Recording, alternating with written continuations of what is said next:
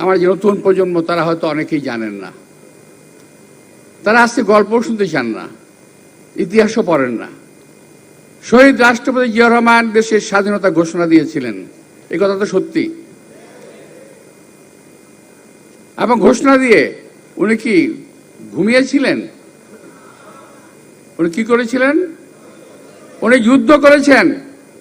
এবং বাংলাদেশে যে কটি সেক্টর ছিল, এটা আমার অবশ্য আমি নিজে দেখি নাই, এটা আমি শুনেছি। এটা মেজর হাফিজ সাহেব ভালো করে বলতে পারতেন আমার চাইতে। উনি শহীদ রাষ্ট্রপতি জিয়া রহমান সাহেবের সঙ্গে যুদ্ধ করেছেন, সঙ্গে ছিলেন। সকল সেক্টর কমান্ডারদের অফিস ছিল ভারতের সীমানার ভিতরে, একমাত্র শহীদ রাষ্ট্রপতি জিয়া রহমানের অফিস ছিল বাংলাদেশের অভ্যন্তরে। এবং এই বাংলাদেশের অভ্যন্তরে থেকে তিনি নিজ হাতে অস্ত্র নিয়ে বাংকারে বসে যুদ্ধ করেছেন, মাঠে ঘাটে যুদ্ধ করেছেন। আমরা তার আজকে গর্বিত সৈনিক। বাংলাদেশে যে কজন লোক এখন পর্যন্ত বেঁচে আছেন, তার মধ্যে আমি অন্যতম একজন। মনে করি নিজেকে শহীদ রাষ্ট্রপতি জিয়া রহমানের স্বাধীনতার ঘোষণা আমি নিজ কানে শুনেছি। এই স্বাধীনতার ঘোষণা নিয়ে আওয়ামী লীগ কত খেলাধুলা করেছে আপনারা জানেন কিনা আমি জানি না। সেই চট্টগ্রামে কোন হান্নান সাহেব নাকি শেখ মুজিব সাহেব লিখে দিয়ে গেছিলেন এবং উনি নাকি ঘোষণা দিয়েছিলেন চট্টগ্রাম থেকে। আমাদের ভাবতে ভাল লাগে, বলতে ভাল লাগে, আমরা বুকে টোকা দিয়ে বলতে পারি স্বাধীনতার ঘোষণা শহীদ রাষ্ট্রপতি জিয়া রহমান দিয়েছিলেন। এটার জন্য আমাদের কোনো মিথ্যার আশ্রয় নিতে হয় না। অকপটে মুখ খুলে বলতে পারি, বুক খুলে বলতে পারি শহীদ রাষ্ট্রপতি জিয়া রহমান স্বাধীনতার ঘোষক এবং তিনি এদেশে থেকে যুদ্ধ করেছেন। এর অংশীদার অন্য কেউ হতে পারে না। কারণ ওই যে কিছুক্ষণ আগে বলেছেন আমাদের হাফিজ ভাই, থিয়েটার রোড আর থিয়েটার এবং সার্কাস এই দুটোই করেছেন ভারতে বসে বসে আওয়ামী লীগের লোকেরা। আর এই দেশের মানুষ এই দেশে বসে যুদ্ধ করেছে। শহীদ রাষ্ট্রপতি জিয়া রহমান এই দেশে বসে এই দেশেই যুদ্ধ করেছে। উনি পালিয়ে যান নাই, কেউ ভারতেও যান নাই। প্রিয় ভাইয়েরা, স্বাধীনতার বহু বছর পর শহীদ রাষ্ট্রপতি জিয়া রহমানের নাম নিশানা বাংলাদেশের মানুষের মন থেকে মুছে দেওয়ার জন্য আওয়ামী লীগ প্রকল্প গ্রহণ করল। কিন্তু বাংলাদেশের মানুষের মন থেকে শহীদ রাষ্ট্রপতি জিয়া রহমানকে মুছে ফেলা যায় নাই। ইতিহাস থেকে শহীদ রাষ্ট্রপতি জিয়া রহমানের নাম মুছে ফেলা যাবে না। বাংলাদেশ যতদিন স্বাধীন থাকবে, ইতিহাস ততদিন শহীদ রাষ্ট্রপতি জিয়া রহমানের কথা বলবে।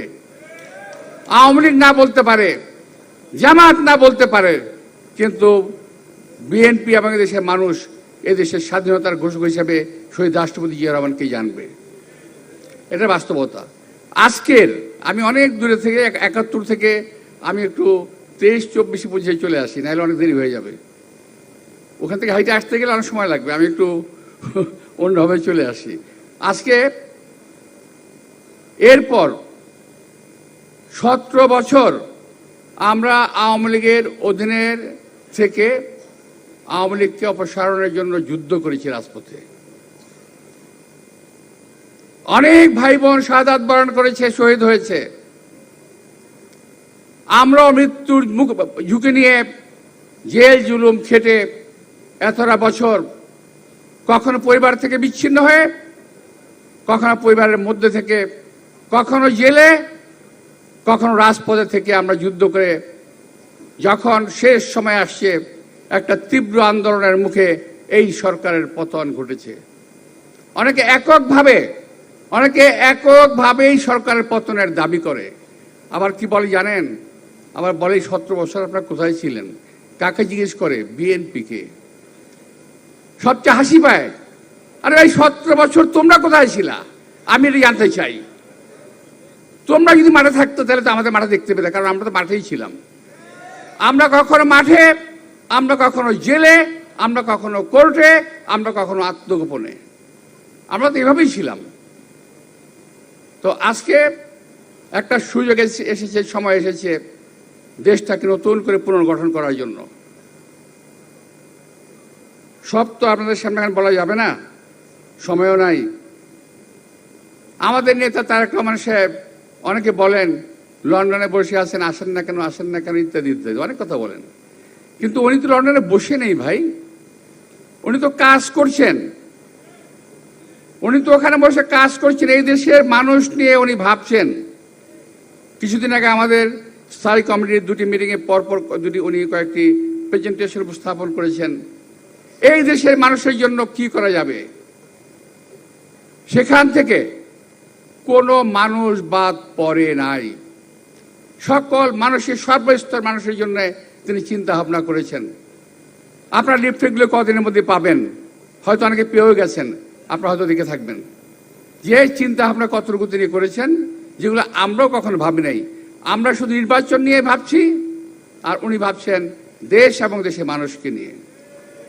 সেই তারেক রহমান হলো শহীদ রাষ্ট্রপতি জিয়া রহমান এবং দেশনেত্রী বেগম খালেদা জিয়ার সুযোগ্য উত্তরসূরি আমি বিশ্বাস করি।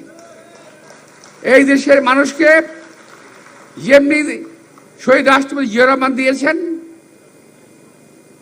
জীবন দিয়ে গেছেন, শহীদ রাষ্ট্রপতি জিয়া রহমানের পর দেশনেত্রী বেগম খালেদা জিয়া যেমনি এ দেশের মানুষকে ভালোবেসে মানুষের জন্য কাজ করেছেন, আজকে আমাদের অ্যাক্টিং চেয়ারম্যান তারেক রহমান তাই করছেন। আমরা তার আগমনের অপেক্ষায় আছি। ইনশাল্লাহ উনি আসবেন 25 তারিখে। আমরা ওনার সঙ্গে দেখা করবো কয়েকজন লোক মিলে, কি বলেন, তাই না? কজন যাও বলেন?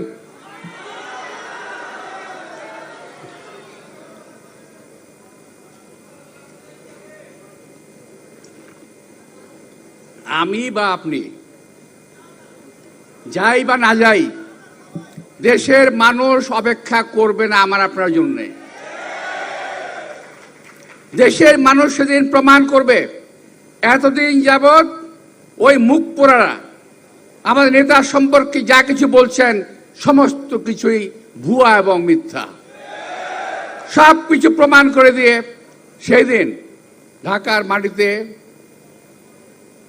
আমাদের নেতা তারেক রহমান নতুন একটি দৃশ্য দেখবেন বলে আমি আশা করছি।